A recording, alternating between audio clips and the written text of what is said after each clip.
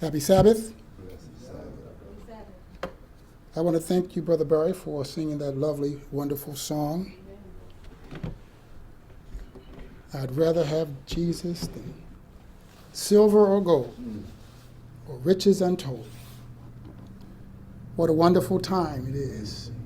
What a wonderful time it is to realize how important it is for us to have this relationship with the Lord. We pick up on part 2. It will seem like, for the visitors, it's part 2 of the Sabbath school lesson, but it really is part 2 of the last time I spoke. It's amazing how these things are meshing together. And sometimes when you, as we spoke this morning, when you have a message that seems like it's repetitive, it's really not repetitive. It just becomes deeper and deeper and wider. That's how the Lord works. He gives us things that goes further and further beyond the surface. And remember, those who are surface readers will find that their work or the things that they do or their belief is going to be built upon ropes of sand. And so we need to go deep and continue to go deep. And so as we look at this a little differently, the Eastern question a little differently, last time we were God's people on the brink of eternity. Today we take it from a slightly different angle, and that is the locusts are coming. The locusts are coming, and if you think about it, we'll read our scriptural text shortly. The locusts were introduced during the time when Israel was in Egyptian slavery. And the locusts came through as one of the plagues, and they truly did their damage. And we have been shown throughout history and prophecy that whether you look at the actual locust, which is in the same family as the grasshopper, or you look at the type or the symbolic locust, which is Islam, any way you look at it, the locusts have done their damage.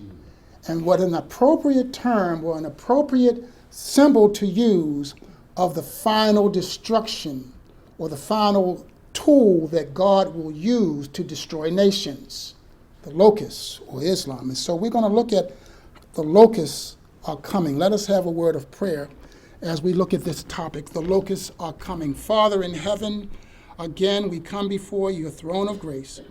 I ask that you will help me to decrease, that Christ may increase, and that your word will abound.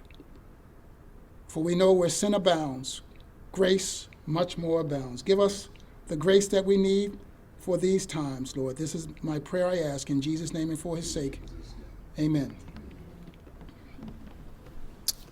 Now, as we had talked and as we have talked in the past about those first 4 trumpets that were used as an execution of judgment, and God used the barbarian tribes to destroy the Western Roman Empire, then we see that the second 3 are designated, especially the first 2 we talked about this morning, were designated as also not just trumpets, but also as woes. And that entity that was used, of course, is Islam. And the first time we see that the mention of anything related to Islam is in Genesis. And so first the children of Ishmael and then the Turks are mentioned in Scripture, or Islam, you got Ishmael, and then the Islam, and then the different segments of Islam being the Arabs or the Saracens or the Bedouins, and then the Turks, which are by blood not even related. They're not even related, but by religion they are extremely related. They do not play. And let us not forget that no matter what happens, blood is thicker than water. And no matter what the rest of the world may think, that when it comes down to Islam, they are going to end up on the same side of the equation. And so we look at this term that the locusts are coming.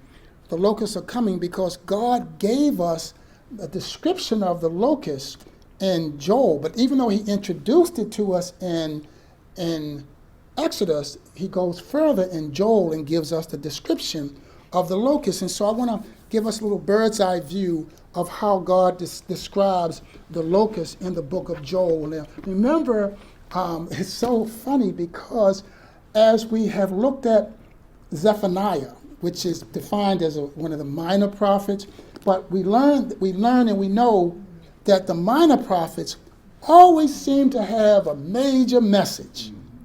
Not that the major prophets don't have a major prophet or major message, but when we look at the minor prophets, their messages are so poignant.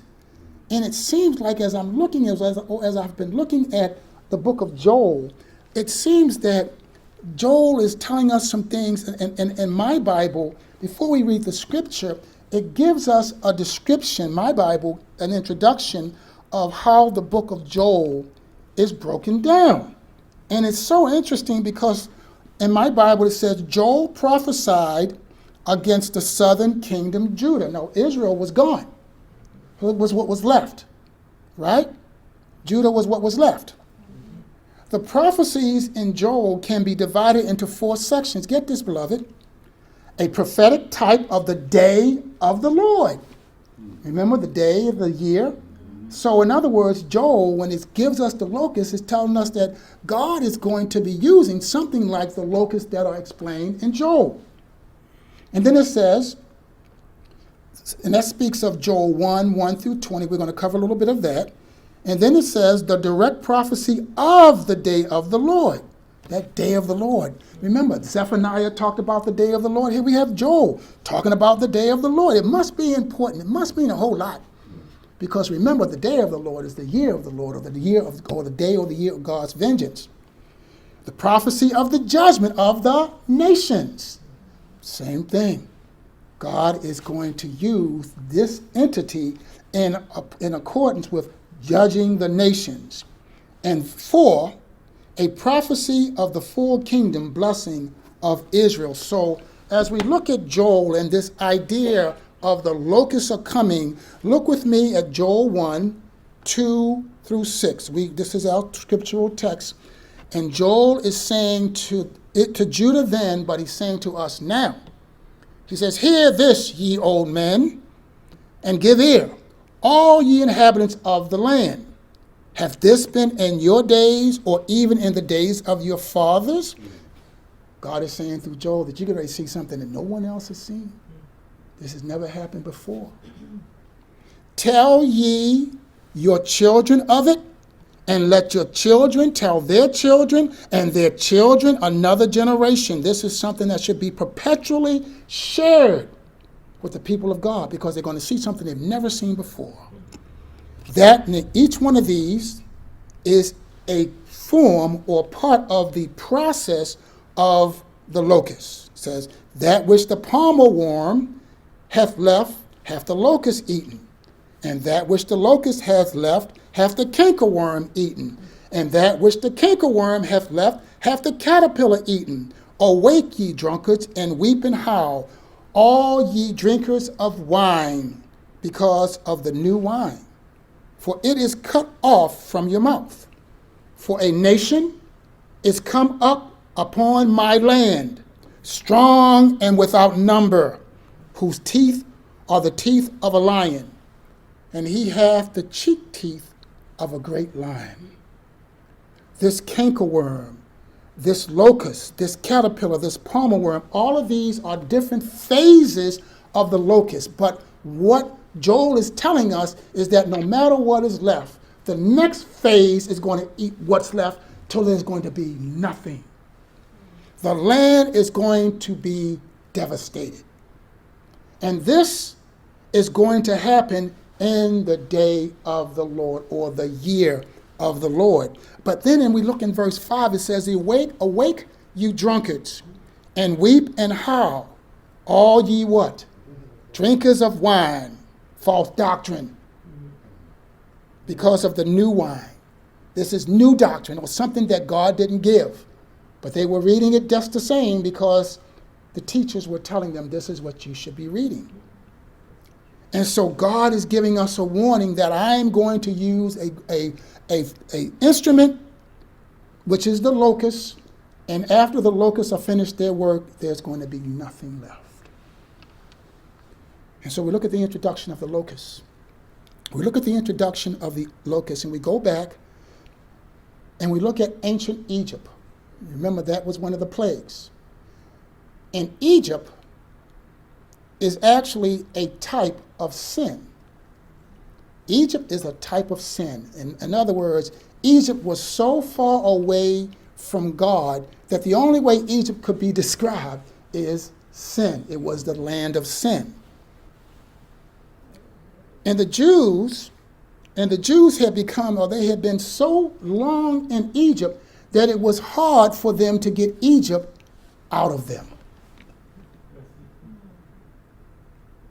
Even after 40 years in the wilderness, because of themselves, 40 years in the wilderness because of their refusal to believe God when he gave them Canaan land, on the shores of Kadesh Barnea, there were still those who knew that the rest of their friends and family had died in the wilderness. They still would rather fornicate with the Moabitish and the Ammonitish women than take the chance of the first death. Instead, they ended up with the first and the second death because Egypt was still in them. I look back at what Brother Haskell says when he tells us about Egypt. He said, Egypt was a blight. This is found in the story of Daniel the prophet, page 240 by Stephen Haskell. He says, Egypt was a blight to men and nations alike. Whoever came in contact with Egypt, they experienced a blight. Remember Caesar? And he just couldn't seem to get it together. Solomon's first wife. Egypt was a blight to people, or rather to men. Antony, Cleopatra.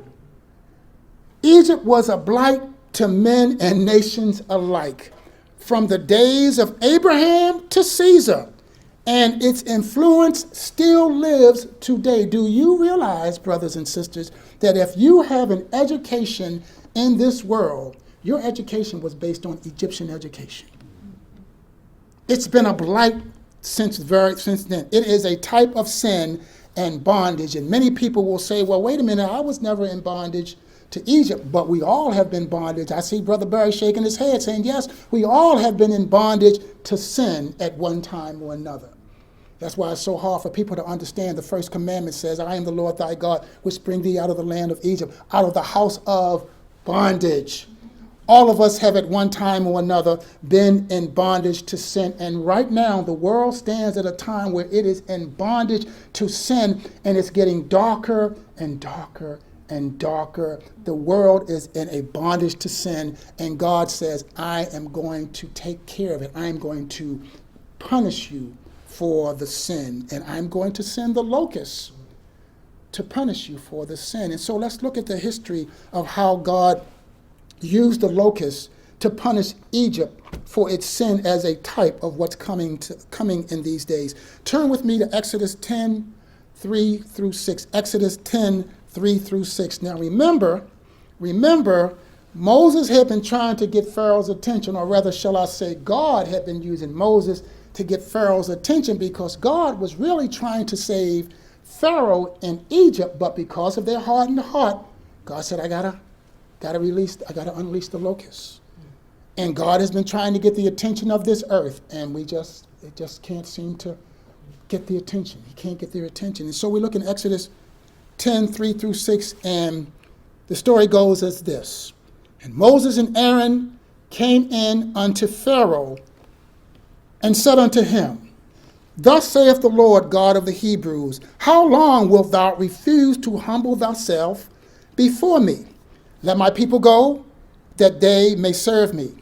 Else, if thou refuse to let my people go, behold, tomorrow will I bring the locusts into thy coast, and they shall cover the face of the earth, that one cannot be able to see the earth, and they shall eat the residue of that which is escaped, which remaineth unto you from the hail.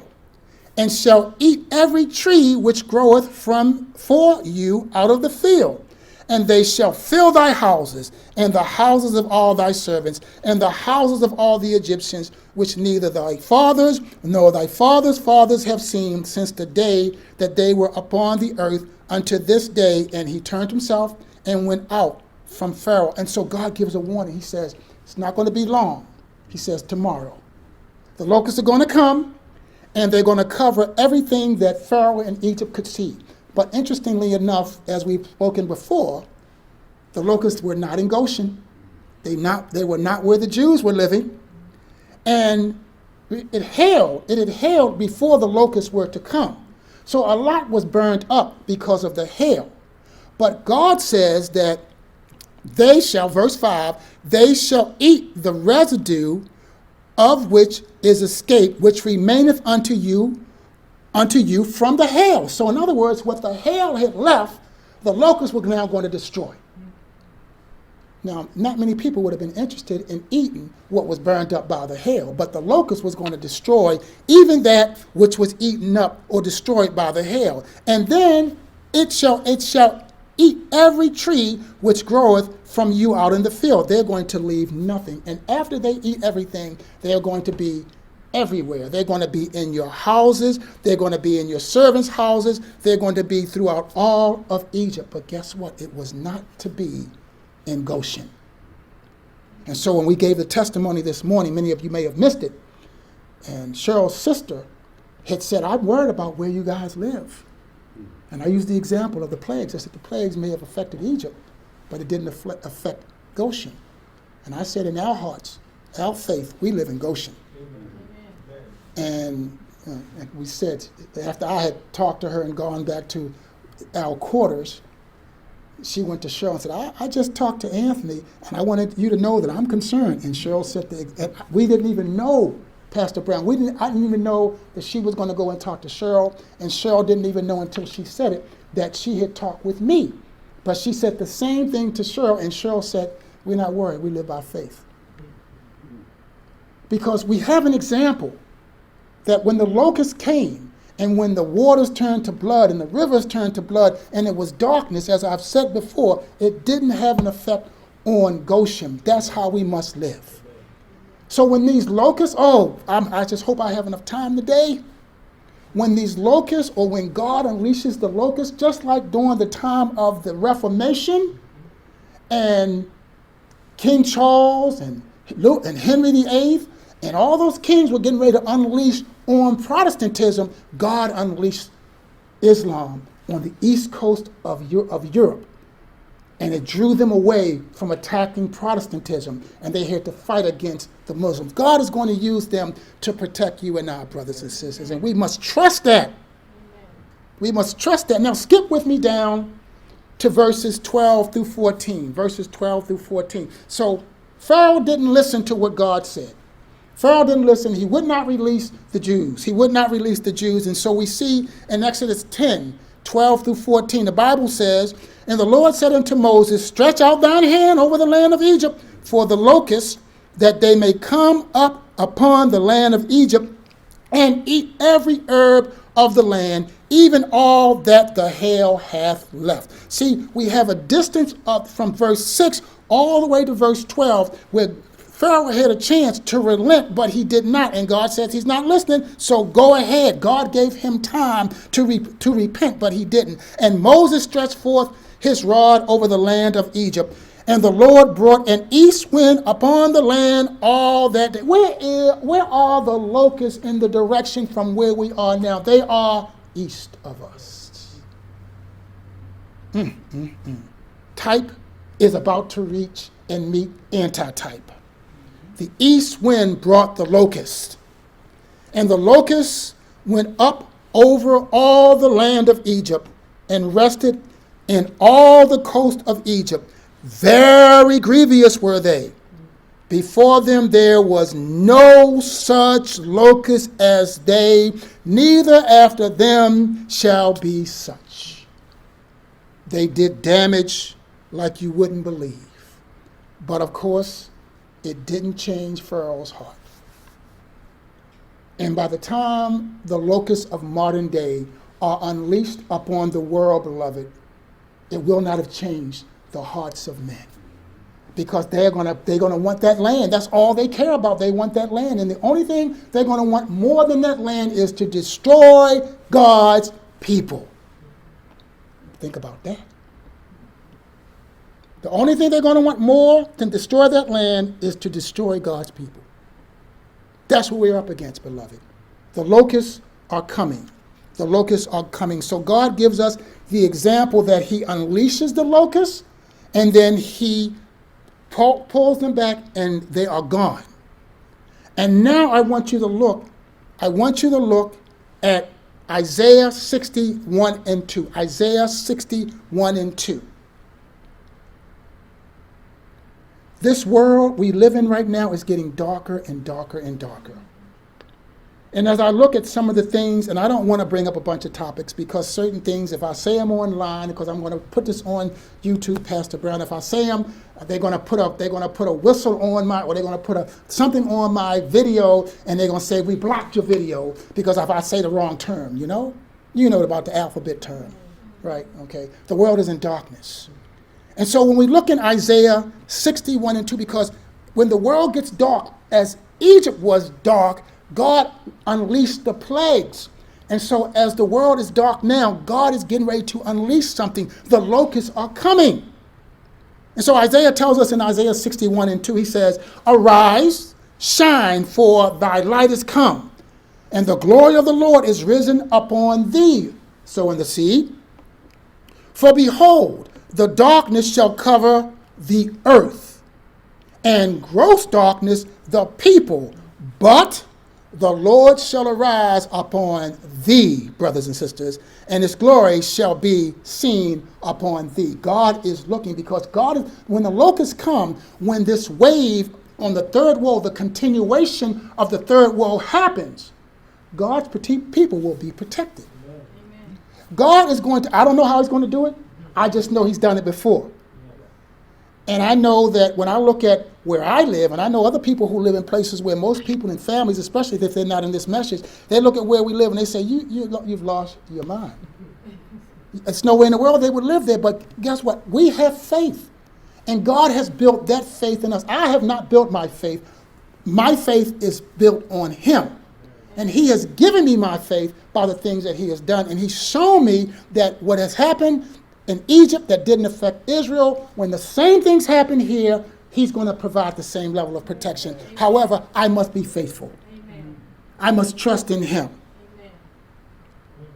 And strangely enough, the Islam doesn't know that it's getting ready to do God's work. I don't think you heard what I said. They don't know that they're getting ready to do God's work in protecting you and me. Amen. They don't even realize it. They think that they have an agenda, but their agenda is going to be circumvented by God's agenda to make sure that his people are protected first and foremost by the people who the enemy of souls rose up to destroy God's people. Let's see. Proverbs 30 and 27. Proverbs 30 and 27. Proverbs 30 and 27. Now, we look at Revelation 9, as we have studied the fifth and the sixth trumpet. And remember, in the early goings of Islam, they had no king. They were just like locusts. They were defined as locusts. And so we look in Proverbs 30 and 27, and the Bible says, the locusts have what? No king. Yet go they forth, all of them by bands. So they don't even know that they have no earthly king. But each and every one of us, all of us have a king. Some of us serve him willingly, and some serve him unwillingly, but God is still the king of all this earth. Amen. And so these locusts, they don't know that they're doing God's work and protecting God's people. And so they come to do God's work, and we have to understand that no matter what God says, we have to stick with him, even if we don't understand. Amen. Even if we're not clear, Pastor Brown. Yeah. Even if someone comes to us, and I'm thankful that Pastor Brown was conscientious enough to come to me and say, Brother Burns, you won't believe the phone call I got. Because when we believe we have the truth, no one is going to take us out of our game. Let me show you what Sister White says about that. She says the following in early writings. And you know, early writings was one of her early books. She says, I was shown the necessity of those who believe that we are having the last message of mercy being separate from those who are daily imbibing or digesting new errors. I saw that neither young nor old should attend their meetings, for it is wrong to thus encourage them while they teach error that is a deadly poison to the soul and teach for doctrines the commandments of men. When we have been delivered from error, it's like I say in my testimony over and over and over and over again. I say when Shirley and I came into the Sabbath, even before I stopped going to church on Sunday, Cheryl said, I'm not going anymore. When that conviction hit her, she said, I had to go. I felt I had to go because I was a Sunday school teacher. Cheryl said, that's okay for you. I'm not going anymore. She was convicted. I was convicted I was keeping the Sabbath, but I still was trying to keep the Sabbath and teach on Sunday. But after that next Sunday, that was it. That's what conviction will do to you. It will bring you to the point where she says, the necessity of those who believe that we are having the last message of mercy being separate from those who are daily imbibing new errors. If you know it's true, why keep going back to error? Amen? Amen. I guess I'm the only one understanding. Okay.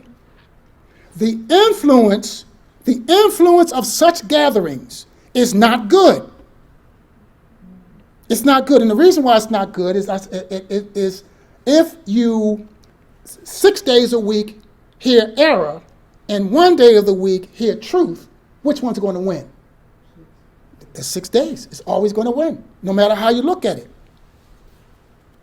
If God has delivered us from such darkness and error, we should stand fast in the liberty wherewith he has set us free and rejoice in the truth. Even if everybody else goes wrong and you know what's right, you go right. How many of the spies went right? 2. How many of the spies crossed over the Jordan? 2. Just 2. That tells us something. Even if it sounds good, are the people of God so settled into the truth that they will not believe the evidences of their senses? All of Israel had stood up against those 2 men. The whole nation. That would be about, how many million would you say, Pastor Brown? About 2 million?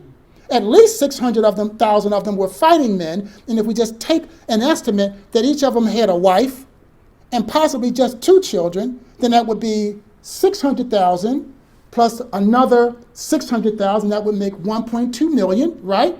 And then if each of them had 2 children, that would be another 1.2 million. That would be 2.4 million people.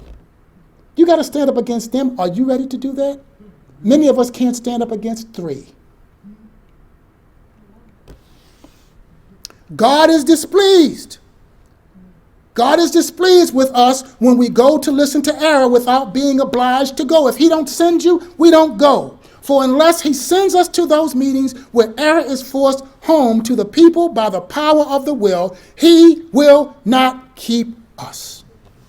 The angels cease their watchful care over us, and we are left to the buffeting of the enemy. See, Paul had something that buffeted him, but God said, my grace is sufficient. Many people say it was his eyesight, but he wasn't dealing in error. The angels cease their watchful care over us, and we are left to the buffeting of the enemy to be darkened and weakened by him and the power of his evil angels, and the light around us becomes contaminated with darkness. So we need to be careful to make sure that we are listening to things and reading and studying things that can be substantiated and upheld by the Word of God, the Spirit of prophecy, and the writings of our pioneers. If it doesn't stand that, throw it out. But what is happening, Brother Barry, what is happening is this. This is what's happening. Because most people, and someone said it in Sabbath school, someone said that they went to a church and, Brother Barry was the one who said it, that they went to church and they were starting to remove the spirit of prophecy. And Brother Barry said, I shouldn't have said your name on video. Shut up, Brother Barry. I'll edit that out. All right. He said he went to another church and it wasn't too dissimilar. But prophecy told us that this would happen. Turn with me to Psalms 74 and 9. Psalm 74 and 9. Don't worry, I'm halfway through. I'm not going to keep you over an hour today. Psalm 74 and 9. Watch this. See, this was written back during the time of Solomon, but it's telling us what is happening right now. Sister Connie, watch this. 74 and 9. Psalm 74 and 9. We see not our signs. What was the sign of our church? 3 angels. We see not our signs. There is no more any prophet. Brother Barry? Hello? Wow. Neither is there among us any that knoweth how long. Wow. Amazing, isn't it? Now, if you read all of it, and because of time, I didn't include all of it, but read all of 74 because, you know what? Let's just read it. Let's just read it, okay? Let's go to Psalms 74.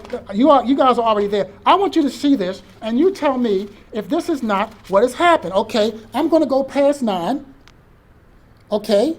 And see, okay, we see not our signs. No, let's go up a little further. Go to verse 7. Go to verse 7. What does verse 7 say? They have cast fire into the sanctuary. They have defiled by casting down the dwelling place of thy name to the ground. What does the logo have in it? Flame. They have cast fire into thy sanctuary. Is there a flame? Is there a flame? It's a flame. Okay, let's go to the next verse.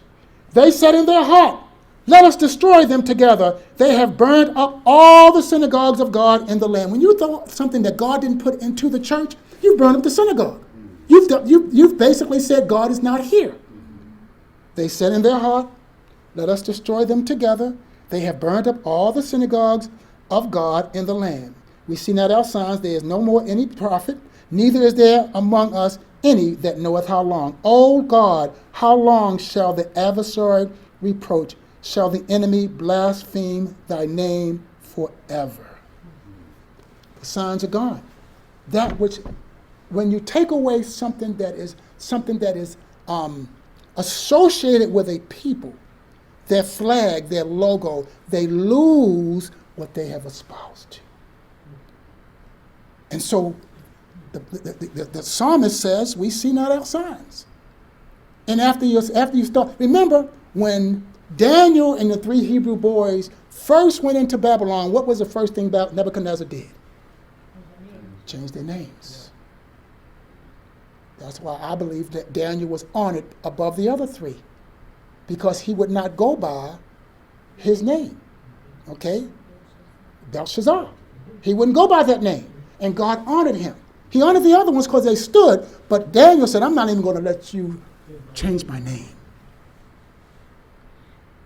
And so when we look at this issue of the darkness that's covering the earth, see, if the church is dark, the earth has to become dark because the church is the light of the world, right? And so as the church becomes darker and darker, the earth becomes darker and darker. And if the earth becomes darker and darker, God says, I'm going to have to stop this. I'm going to have to stop this, and it's going to be stopped once and for all. Thus, the locusts are coming. They're coming. And so we look at the locusts. Let's look at the locusts, if you don't mind. Let's look at the locusts. According to the Pew Research Organization, they tell us the following. Islam is the second largest religion in the world after Christianity. Now, pardon, because this is 2015 document. I couldn't get anything more recent. Islam is the second largest religion in the world after Christianity. with over 1.8 billion people practicing the religion. Now you have to keep in mind that Christianity is broken up because you get Catholicism and Christianity making one. But they're not really the same. Christianity and Catholicism are not really one and the same. They are really two, which accounts for nearly 20%, 24% of the global population. Home to 229 million Muslims, Indonesia is the largest Muslim country in the world in terms of population. Religious dynamics are rapidly changing around us due to fertility rates, youth population among varying religious communities, and conversions. That means people are being converted to Islam. According to the Pew Research Center, Islam is the fastest growing religion in the world.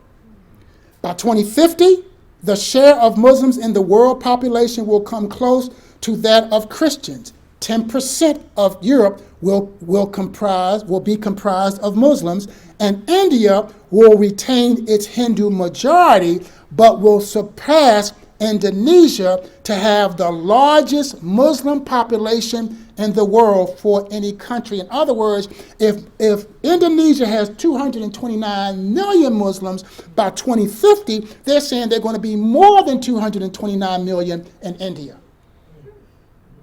That's if the world is still here in 2050. Now, I found this to be very interesting as well. Now, this tells you about the growth of it, right? But look at this. This is a historian. You may not, I try to stick with our pioneers, but because we're looking at modern times, I want to show you what a historian says about Islam. Averill Manhattan makes the following statement. He says, Islam is a potentially formidable religious political unit.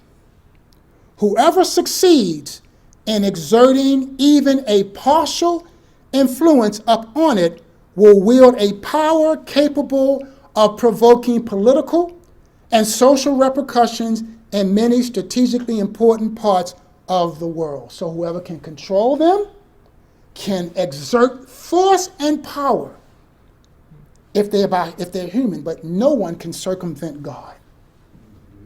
All right? So while someone thinks they're going to use it, and we know that, we studied this out, we know that, Erdogan wants to be the caliph and a sultan, and that would mean that he would have the power to exert over Islam. God says, I'm not going to let anyone control him until I'm ready to use it. Amen. Right? So how many Muslim extremists are there? How many? Because those are the ones that will be used all around. This is in the Christian Science Monitor. Update, this was November 19th, 2015, okay? It says, update, November 19th, 2015. Conservative lawmakers and activists across the world have renewed their accusations against Muslims in the aftermath of the recent terror attack in Paris. That was several years ago. The radicals, radical Islam, are estimated to be between 15 to 25%, according to an intelligence services around the world. Now, that's 15 to 25% of 1.8 billion people. 10% of 1.8 billion would be 180 million. 15 would be what? 270 billion, right? 10%, okay, 20% of 1.8 billion would be 360 million, right? So if we're looking at 15 to 25%, we're looking at upwards of 270 million radicalized Muslims. Those are the ones who will be willing to blow themselves up, and you as well. That's what it means to be radicalized. Are we clocking together on this? Does that make sense? All right. Exactly. Okay? The radicals are estimated to be between 15 to 25%, according to the intelligence services around the world, said she, this is the author, in part, when asked by an American university headscarf-wearing law student about waging an ideological war with Muslims. You're looking at 180 million to 300 million people dedicated to the destruction of Western civilizations. Remember, it's going to come from the east, and they're east of us. They're east of Europe. Again, note that this is an extrapolation of estimates gathered in Europe. Gabriel's claim refers to a percentage of Muslims worldwide. That total number is more than 1.6 billion according to the Pew Research Center. So that looks like some really big numbers, right? Let's go back to this morning's class. Genesis 16 and 12. Genesis 16 and 12. Actually, we're going to look at Genesis 16:12 through 16. Genesis 16:12 through 16. Some of this is going to be repeat. And remember, the reason why we are repeating some of these things is because many of the class have asked that we would record this so it could be put online so you could share it with your friends, but also you could review. So some of these things, while covered in Sabbath school, where we got very detailed in Sabbath school, this is not as detailed, but it's detailed enough if you decide to take your Bible and study it out. Amen. Make sense? Sabbath school is for class, so those who watch this online, come on down here to London, and you can be a part of the class. Amen. Amen. Genesis 16, let's start at 10. Let's start at verse 10, okay? Genesis 16, and we're going to just start at verse 10 and read 10 through 12. Now remember, this is when Hagar had left Abraham and Sarah, running away from them, and now the angel, the Bible tells us, and the angel of the Lord said unto Hagar, I will multiply thy seed exceedingly, that it shall not be numbered for multitude. Speaking of the seed of Ishmael, it's going to be so many you can't number. How about 1.8 billion? That's a lot of people, isn't it? And the angel of the Lord said unto her, Behold, thou art with child, and shalt bear a son, and shalt call his name Ishmael, because the Lord hath heard thy affliction. See, the Lord don't hate Ishmael. Don't think the Lord hates Ishmael. A lot of people think that because of the actions of Islam, that means that they are accursed. No, Ishmael was never accursed. Ishmael was a product of a bad situation. Okay, Abraham should never have never gone to bed with Hagar, but he didn't listen to God. He hearkened to his wife. Mm-hmm. And he will be, and here's the prophecy of Ishmael, and he will be a wild man. His hand will be against every man. That means every single person on this earth runs the risk of coming in contact with the seed of Ishmael. It says every man, and every man's hand against him. And he shall dwell in the presence of all his brethren. As was said this morning, I believe Pastor Brown said it, or Sister Bonnie said it. Great Britain, even though they cannot stand, even though they hate Islam, they are going to protect them until they no longer need them. And then when they no longer need Islam, they are going to attack Islam. They're everywhere. They're everywhere. And I'm not speaking against Islam. I'm just sharing the facts that Islam is going to be, or is the tool that God is going to use to finish this work.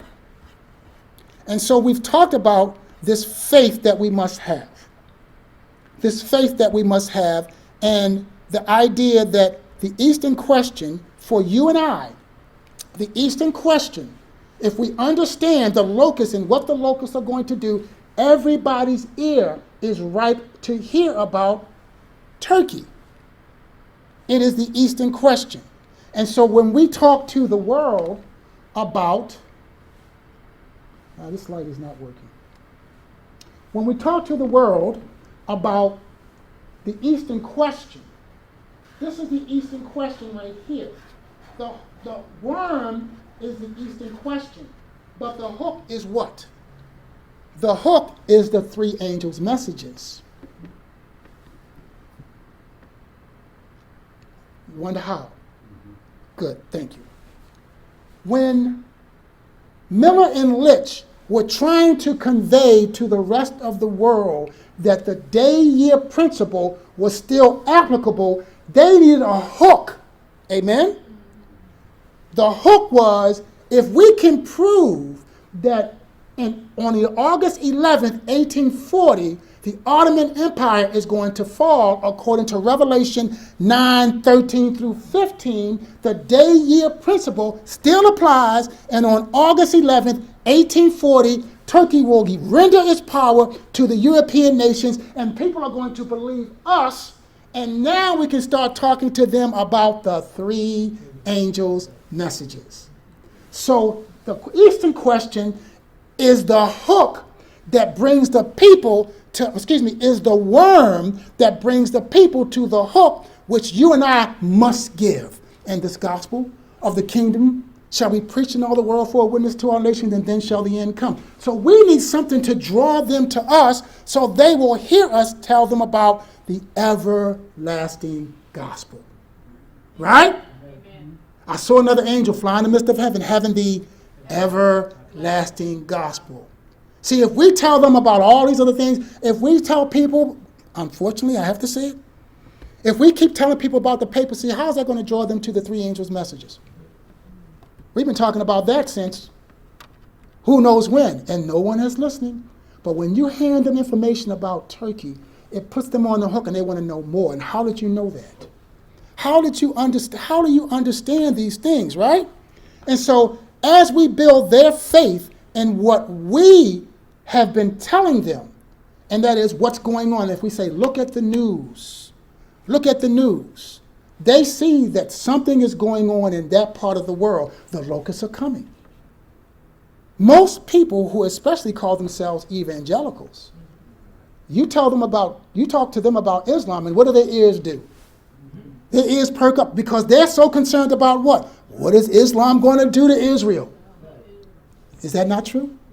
Isn't that true? Don't they do that? You say something about Islam, and I can tell you, you're going to see it on news all over the place because the evangelicals are so heartfelt for what happens in Israel. And if you say Islam or Turkey, they're going to say, oh, I'm all ears. Try it. The book that we have been handing out. Try it. Hand it out to someone. And you will see how they'll be like, oh, this right here, I got to read this. We've seen people riding out of the parking lot, reading, driving out of the parking lot at Costco. The husband's sitting there and the wife is reading. They're looking at us like, yeah, I'm reading it. God is giving us something that we can use to show the rest of the world what is going on. And so, you have 13 minutes. Our good friend and brother, Elder Percy Magan, we all know who he is, started one of the co-founders of Madison Mission College, upon which board was the only board that Ellen White set. He says the following. He says, the Eastern question, this is the story of the locusts. This is the story of the locusts, beloved. The Eastern question, which began with Constantine and Theodosius, stretches through the centuries. Constantine, we're talking 300 and something AD, Brother Raymond. That's way back. That's how old it is. Stretches through the centuries. It is ever old and ever new, like a figure in mythology, or a siren who exercises a mysterious and irresistible attraction and destroys the victim she draws into her clutches. In vain, it seems, from time to time, extinct, like a volcano, or stifled by stratagem or brute force. In other words, sometimes everybody's talking about it, and other times you hardly hear about it. Isn't that how a volcano is? When that volcano is quiet, everybody in that town is okay. But all you need is a few rumbling, and that whole community starts getting nervous. And if you look at the people who are in Eurasia and in the eastern portions of Europe, when they start hearing things about Turkey going on, they get nervous. But when everything is okay, they're okay too. It's quiet and then it's loud. After a rest, sometimes long and sometimes short, it comes to life again, often with greater vigor than before. We see now It's been in the news with Finland, Sweden, Ukraine, Russia, all those countries have some relationship with what's going on in Turkey. But Brother Magan says that the Eastern question, which began with who? Constantine. Why with Constantine? Why with Constantine? What did you say? Amen, Sister Connie. He moved to the east. He saw something that historically we talked about it before. He saw that every power had their home base there. Every power had their home base. They were ruling, or they showed their control by their location. And so Haskell says, no one had before, this is what Sister Connie just said, no one had before dared to think that Rome could be quitted or left. Constantine selected the site, get this, of Constantinople with more than human wisdom. It is formed by nature to be the center and capital of a great monarchy. In other words, where Constantinople is located, you have 3 continents that touch it. Nothing else on the planet is like it. Nothing else. We talked about it before. I'm hoping I can get to it, but I probably won't. We'll get to it next week. The question of Asiatic Turkey is undoubtedly a far more difficult question than that of Constantinople.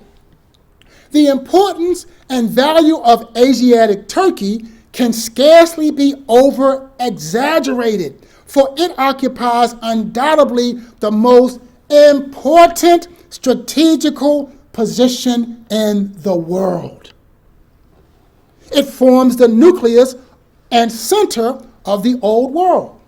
It separates and at the same time connects Europe, Asia, and Africa, 3 continents which are inhabited by, at that time in 1914, approximately 9/10 of the human population. That's a lot of people. That's a lot of people. Everybody, see, it's not about war, but war is what you use to get what you want. It's about resources. See, there are a lot of resources. Are there any resources in Asia, brothers and sisters? How about Africa? And who needs those resources? Europe. So to get the resources that are in Africa and Asia to Europe, whoever controls it has the ability to control a lot of commerce. Remember, Revelation 18 talks about the merchants. And the merchants are going to stop at nothing, beloved, to be able to buy and sell their products. What do you think, Sister Connie? That's right. Constantinople was a natural focus. Around her lay the provinces of the empire. Within her walls were gathered the remaining culture of the Greeks. 3 continents lay at her feet. 3 continents lay at her feet. And so we look at this. We talked about this before. Now I'm going to give you the detail of it. Remember, I showed you last time that every empire had control of the Black Sea. Now I'm going to go over here. I'm going to show you. Here's the Black Sea right here, and here's the Black Sea right here. Okay? Every world empire had control, whether it was Assyria, Babylon, Medo-Persia, Greece, or Rome. All the world empires had control. And it wasn't just because it looked good. They had control of this part of the world because there was so much here and so much that had to pass through here. This thing of world commerce is not new. It's not even in the last 2 millennium. This has been since time has begun that man wanted the ability to control the movement of commerce across lines. And so we see here this is out of the book, Source Books for Bible Students, published by Review and Herald. It says, records as old as those of Egypt and as well attested tell of fertile lands and teeming populations, mighty kings and warriors, sages and wise men over periods of thousands of years want this land. A land such as this is worth resuscitating.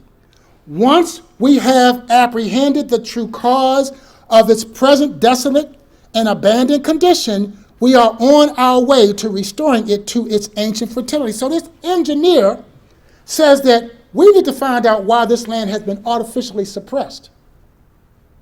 You get that? Why has this land been... See, he didn't know why it was artificially suppressed. But it was artificially suppressed because if you allow the Turks to have control of that land, what do they become? What did you say, Pastor Brown? Say it loud. The world leader. They become the world leader.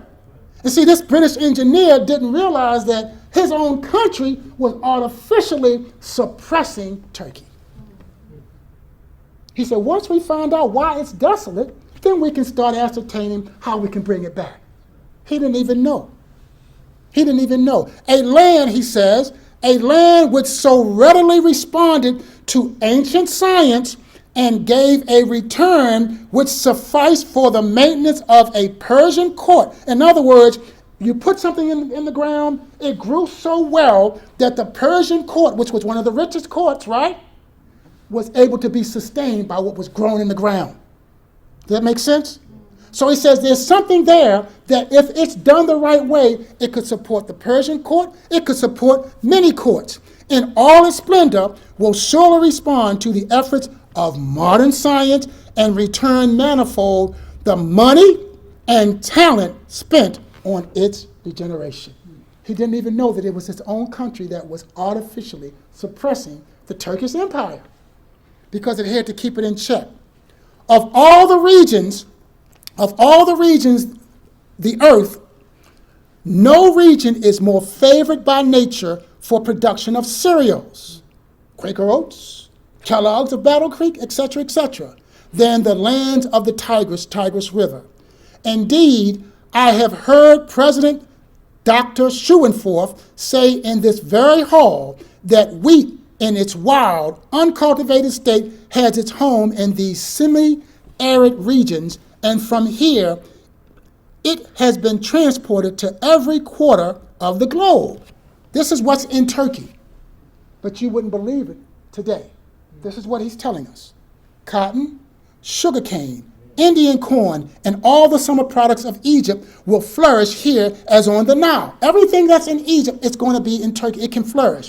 While the winter products of cereals, leguminous plants, Egyptian clover, opium, tobacco, will find themselves at home as they did in Egypt. They said you can grow everything and anything there. Why isn't it grown there?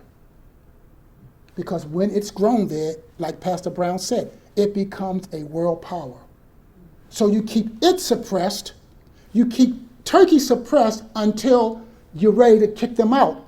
And you, as an external nation, say, I'm going to take it. And that's why the nations are going to fight Armageddon. It's for that land and the resources therein. There it is. A land whose climate allows her to produce such crops in tropical profusion and whose snow-fed rivers permit a perennial irrigation over millions of acres cannot be barren and desolate when the Baghdad Railroad is traversing her field and European capital is seeking there a remunerative outlet. This land is the land that everybody wants. Finally, the author says, Asiatic Turkey, or Mesopotamia, was famous in antiquity for its agricultural wealth. Agriculture was the basis of the vast wealth of Babylon, Assyria, Lydia, Media, Phoenicia, which had occupied what is now Turkey. You get it? You understand? How can we as a people who told the world the answer to the Eastern question not know this now? I got this, beloved. I got this out of a Seventh-day Adventist book. Okay? I'm no better or smarter than anyone else. All I did was looked at our research and put it on here to show you. So we knew this at one time, at least up until 1932, 33, Pastor Brown.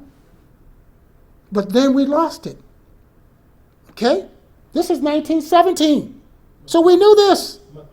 McClure. It comes out of the book, Source Book for Bible Students. Sully has a copy of it.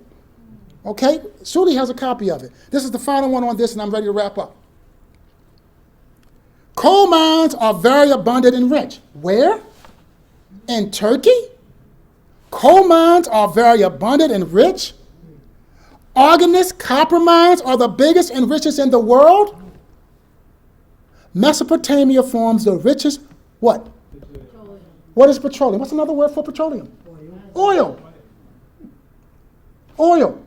And Turkey's economy is still successful because it's not a third world nation, but it's still in a recession. And is experiencing inflation because they're trying to offset their inability to produce because they're not being allowed to produce. I'm almost done. The country is extremely rich in minerals, including gold, silver, nickel, mercury, lead, and the resources are untouched. So I'll go back to my favorite line from Sister White. She says, there is a study of history that is not to be condemned. Sacred history was one of the studies in the schools of the prophets. In the records of his dealings with the nations were traced the footsteps of Jehovah. Every nation, God was working with them, whether they knew it or not. So today we are to consider the dealings of God with the nations of the earth. We are to see in history the fulfillment of prophecy, to study the workings of providence in the great reformatory movements, and to understand the progress of events. The locusts are coming. They're going to reclaim their land back on, what was it, July 24th? The Lausanne Treaty. Whether anyone acknowledges it or not, Turkey knows that they now have a right to exploit all their resources and to understand the progress of events and the marshaling of the nations for the final conflict of the great controversy. Winston Churchill said, men often stumble over the truth, but most pick themselves up and hurry on as if nothing had happened. I'm going to leave it right here. I wanted to cover more, but I don't want to test the patience of the saints.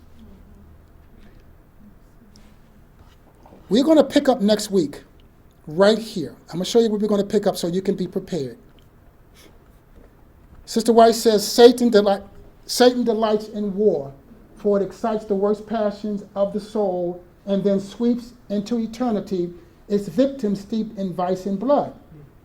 It is his object to incite the nations to war against one another, for he can thus divert the minds of the people from the work of preparation to stand in the day of God. Now, what does this have to do with this? Well, I want us to prepare by studying Daniel 11:2.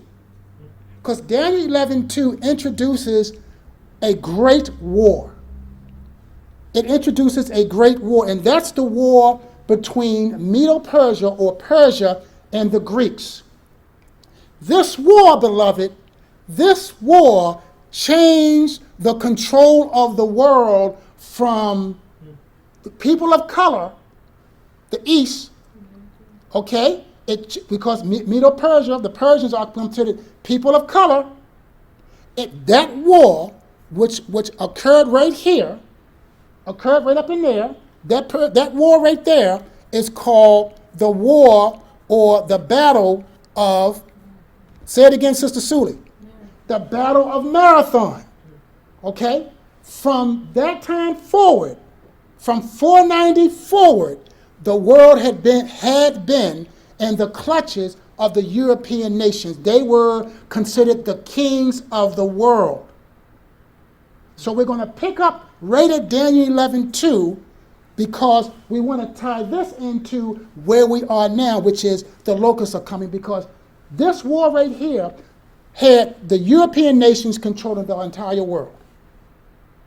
And remember, when that sixth angel comes and pours out his vial, and the nations or the kings of the east, the way may be made, that's because Turkey will be moved out of the way, because this battle right here said that the Europeans were the end all and the be all and the do all.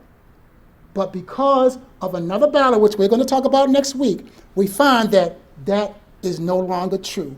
And Turkey is what keeps the East from the West. And when Turkey is gone, brothers and sisters, God's people will be beyond the brink. The locusts are coming.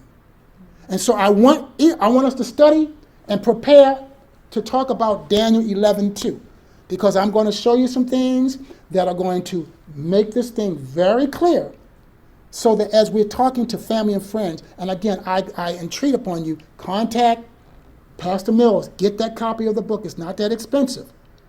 Get that book, hand them out, because that book is going to help people see. As my wife said earlier, my sister, who's a Catholic, my sister heard Cheryl talking to my sister-in-law about the book, and my sister was on the other side, and she got up and went around to come and nosy into what was being talked about.